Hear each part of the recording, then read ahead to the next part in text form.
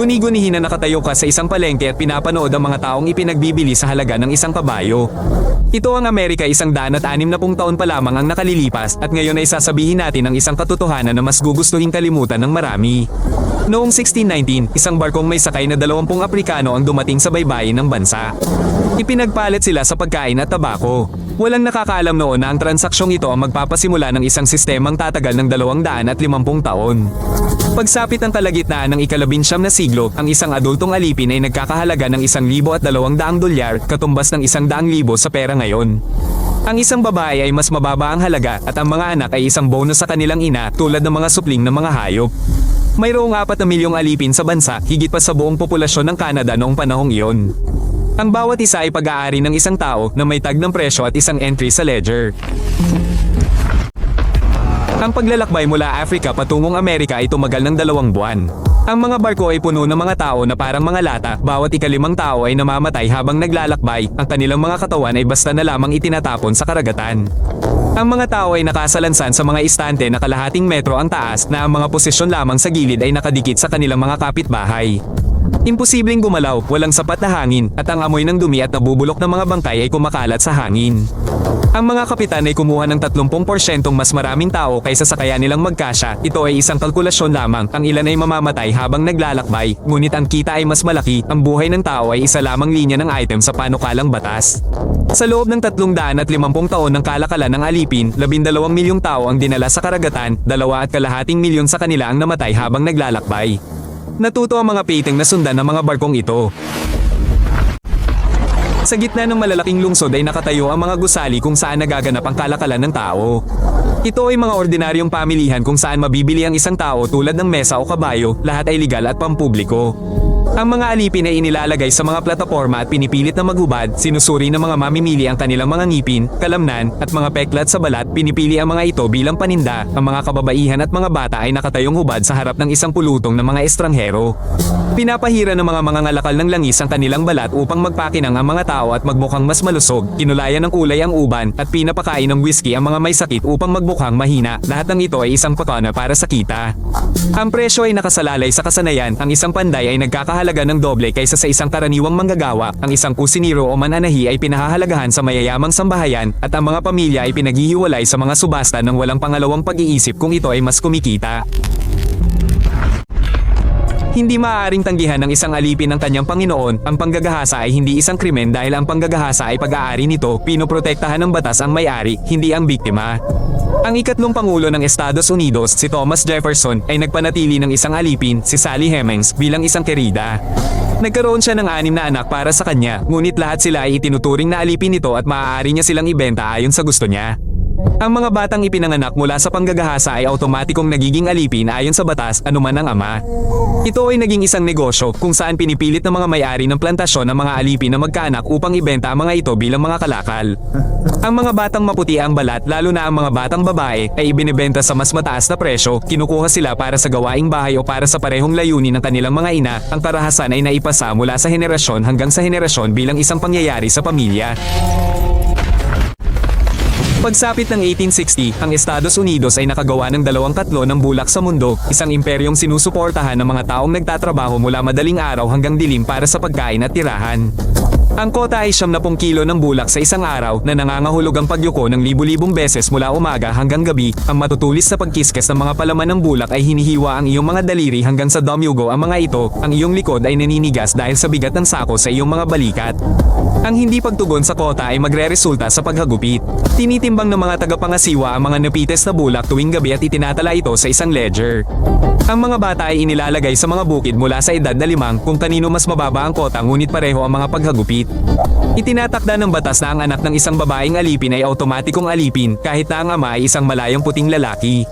Kaya, ang plantasyon ay lumilikha ng mga bagong manggagawa ng walang anumang gastos, ang sistema ang nagpapakain sa sarili nito.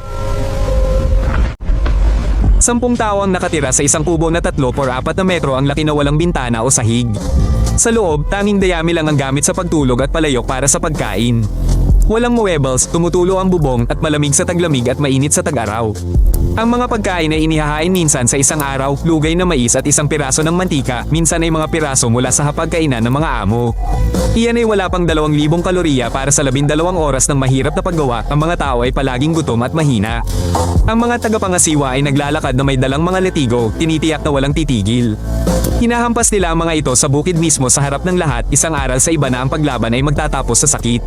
Ang mga takas ay pinipilit na magsuot ng mga kwelyong bakal na may tallest na pumipigil sa kanila na humiga o sumandal sa mga ito. Mayroon silang 5 kilong cade ang inilagay sa kanilang mga paa at sila ay binugbog ng napakatindi kaya't ang mga peklat ay nanatili magpakailanman. Isang may-ari ng plantasyon ang nangangailangan ng pera kaya ibinenta niya ang kanyang ina sa isang estado at ang kanyang mga anak sa iba. Hindi na sila muling nagkita. Karaniwang gawain nito, walang kahulugan ang mga pamilya. Hindi kinikilala ang mga kasal ng mga alipin, maaaring ibenta ng may-ari ang mag-asawa ng hiwalay anumang oras. Ang mga bata ay ibinebenta ng kasing edad ng 7 tulad ng mga tuta. May mga patalastas na ibinebenta na nakasabit sa tabi ng mga patalastas para sa mga alagang hayop. Sa karamihan ng mga estado sa timog, ipinagbabawal ang mga alipin na matutong magbasa sa ilalim ng banta ng paghagupit. Ito ang batas, ang isang aliping marunong bumasa at sumulat ay maaaring magbasa ng pahayagan, magsulat ng escape pass o matuto na ang mga tao ay malaya sa isang lugar. Ang isang puting lalaki na nagturo sa isang alipin na magbasa ay pinagmumulta ng $100 o ikinukulong. Ang sistema ay itinayo sa kamangmangan, ang isang edukadong alipin ay isang panganib sa buong orden. Ang presyo para sa paghuli ng isang takas ay mula 50 hanggang $100. Ito ay mga profesional na mangangaso na may mga asong sinanay ng espesyal na ang kanilang ikabubuhay ay ang paghuli ng mga tao bilang trabaho. Ang mga bloodhound ay nakakaamoy ng amoy 3 araw pagkatapos ng pagtakas at habulin ng isang tao ng 30 kilometro ng walang tigil, kaya halos imposibleng makatakas. Ang isang nahuli na takas ay binubugbog agad bilang babala sa iba, pagkatapos ay binibigyan ng kwelyo na may kampana upang marinig ang bawat galaw at tinatakan ng pulang mainit na R sa mukha. Isang batas noong 1850 ang nag-oobliga sa lahat ng mamamayan na tumulong sa paghuli ng mga takas kahit na sa hilaga kung saan walang pang-aalipin. Ang hindi pag-uulat sa kanila ay magre-resulta sa multang $1,000 dahil walang matatakbuhan. Ang Underground Railroad ay isang network ng mga lihim na bahay at ruta patungo sa hangganan ng Canada. Tinawag ng mga aktivista ang kanilang sarili na mga gabay, tinatawag ang kanilang sarili na mga istasyon at ang mga pag-anti ay mga pasahero. Si Harriet Tubman, isang dating alipin, ay bumalik patimog ng 19 na beses at pinangunahan ng 300 tao sa mga lansangan. Isang $40,000 na pabuya ang inialok sa kanyang ulo, ngunit hindi siya nahuli. Alam niya ang lahat ng mga landas at lahat ng mga ligtas na bahay. Ang mga pag-anti ay naglalakbay lamang sa gabi, sinusundan ng North Star, nagtatago sa mga silong at mga kompartamento sa ilalim ng sahig sa araw. Maaaring tumagal ng 2 buwan upang makarating sa Canada. Kung mahuhuli, sila ay papatayin o ibabalik na nakatanikala. Ang impormasyon ay ipinaparating sa pamamagitan ng mga kanta at mga disenyo sa mga kumot na nakasabit upang matuyo. Ang isang tiyak na disenyo ay nangangahulugan ng isang ligtas na bahay o panganib sa hinaharap. Ito ay isang lihim na kodigo na nauunawaan lamang ng mga nasa loob ng grupo. Noong 1831, pinangunahan ng mangangaral na si Nat Turner ang isang rebelyon. Sa loob ng 2 araw, pinatay ng kanyang grupo ang 57 puti, kabilang ang mga kababaihan at mga bata. Ito ang pinakamadugong pag-aalsa ng mga alipin. Nasugpo ang rebelyon sa loob ng 48 oras. Natagpuan si Turner makalipas ang 2 buwan sa isang hukay sa ilalim ng puno, nilitis, binitay, at ang kanyang balat ay binalatan at ginawang pataka bilang babala sa iba. Pagkatapos nito, isang alon ng paghihiganti ang kumalat sa buong timog. Pinatay ng mga puting gang ang 200 inosenteng alipin dahil lamang sa takot sa mga susunod pang rebelyon, ang kanilang mga pugot na ulo ay nakatusok sa mga tulos sa mga kalsada. Sa buong kasaysayan ng pang-aalipin, mayroong mahigit 250 rebelyon, ngunit lahat ay brutal na sinupil. Ang mga alipin ay walang mga armas, habang ang mga may-ari ng plantasyon ay may mga rifle, milisya, at batas. Pagsapit ng 1860, nahati ang bansa. 11 estado sa timog ang kumapit sa pang-aalipin dahil ang kanilang buong ekonomiya ay nakasalalay sa malayang paggawa, habang ang hilaga ay humiling ng abolisyon.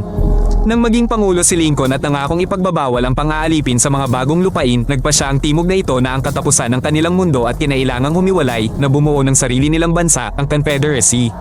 Noong ika-12 ng Abril taong 1861, pinaputukan ng mga Confederate ang kuta, ang unang putok ng kung ano ang magiging pinakamadugong digmaang sibil sa kasaysayan ng Amerika. Nais ng timog na pangalagaan ang mga plantasyon at pang-aalipin, habang ang hilaga ay nagtayo ng mga pabrika at naniniwala na ang isang malayang bansa ay hindi maaaring panatilihing nakatanikala ang mga tao. Ito ay isang tunggalian sa pagitan ng dalawang mundo at dalawang kinabukasan. Ang digmaan ay tumagal ng 4 na taon at pumatay ng 620,000 katao, higit pa sa lahat ng mga Amerikanong nasawi noong ikalawang digmaang pandaigdig, Korea, at Vietnam na pinagsama-sama. Noong ika-1 ng Enero taong 1863, nilagdaan ni Lincoln ang proklamasyon ng emansipasyon na nagdedeklarang malaya ang lahat ng alipin sa teritoryo ng Confederate, ngunit ito ay naangkop lamang kung saan nakadestino ang hukbo ng Union. 200,000 itim na lalaki ang sumali sa hukbo ng Union, mas mababa ang kanilang sweldo kaysa sa mga puting sundalo at hindi itinuring nakapantay, ngunit lumaban sila para sa kanilang kalayaan at sa kalayaan ng kanilang mga anak. Noong ika-9 ng Abril taong 1865, sumuko si General Lee, natapos ang digmaan, at noong Disyembre, naipasa ang ika-13 susog na nag-aalis ng pang-aalipin magpakailanman o halos magpakailanman. Ang ika-13 susog ay naglalaman ng isang linya maliban sa mga kaso ng parusa para sa isang krimen. Ang butas na ito ay ginawang mga bagong plantasyon ng mga bilangguan at patuloy pa ring gumagana hanggang ngayon. Agad na pinagtibay ng mga estado sa timog ang mga black code na ginagawang kriminal ang kawalan ng trabaho, paggala at kabastusan sa mga puti. Ang mga itim ay inaresto ng maramihan at ipinadala sa sapilitang paggawa. Ang mga bilanggo ay pinaupahan sa mga pabrika at minahan tulad ng mga alipin noon, ngunit ngayon ay tinatawag itong parusa. Ang mga kondisyon ay mas masahol pa kaysa sa ilalim ng pang-aalipin dahil walang pakialam ang may-ari ng lease kung ang bilanggo ay nabubuhay o namatay. Ngayon, mayroong 2 milyong tao sa mga bilangguan sa Amerika, higit pa kaysa sa anumang bansa sa mundo na nagtatrabaho ng 5 sentimo kada oras sa paggawa ng mga muebles at plaka ng lisensya. Nagbago ang pangalan ng pang-aalipin, ngunit nananatili ang esensya. Matapos ang pag-aalis ng pang-aalipin, ipinatupad ang mga batas ni Jim Crow. Hindi maaaring sumakay ang mga itim at puti sa iisang bus, uminom mula sa iisang fountain o umupo sa iisang bangko. Pinagbawalan ng mga itim na bumoto sa pamamagitan ng mga buwis at pagsusulit sa literacia, mga tanong na kahit isang propesor ay hindi masagot, ngunit hindi talaga binigyan ng mga pagsusulit na ito ang mga puti, nailasutan ng sistema ang batas. Nagpatuloy ang mga paglilitis sa loob ng 100 taon matapos ang pag-aalis ng pang-aalipin, mula 1880 hanggang 1960, 4,400 katao ang pinatay, binitay, sinunog, at pinahirapan sa publiko. Buong pamilya ang dumalo sa mga paglilitis na parang isang pagdiriwang, kumukuha ng mga litrato kasama ang mga bangkay at nagbebenta ng mga postcard. Nakatayo lang at nanunood ang mga pulis at halos hindi kailanman pinarusahan ang mga salarin. Ang huling taong ipinanganak sa pang-aalipin ay namatay noong 1971. Sa pagitan ng pang-aalipin at ng ating panahon, iisa lamang ang haba ng buhay ng tao. Hindi ito sinaunang kasaysayan, kahapon lamang ito. Ang karaniwang puting pamilya sa US ay nagmamay-ari ng $188,000 na halaga ng ari-arian, habang ang isang itim na pamilya ay nagmamay-ari ng $24,000. Ang agwat na ito ay direktang resulta ng 300 taon ng hindi pagpapahintulot sa mga tao na magligtas ng kahit ano. Ang mga itim ay bumubuo ng 13% ng populasyon, ngunit 33% ng mga bilanggo. Sila ay naaresto ng 5 beses na mas madalas para sa parehong mga aksyon. Ang sistema ng pang-aalipin ay nagbago lamang ng anyo.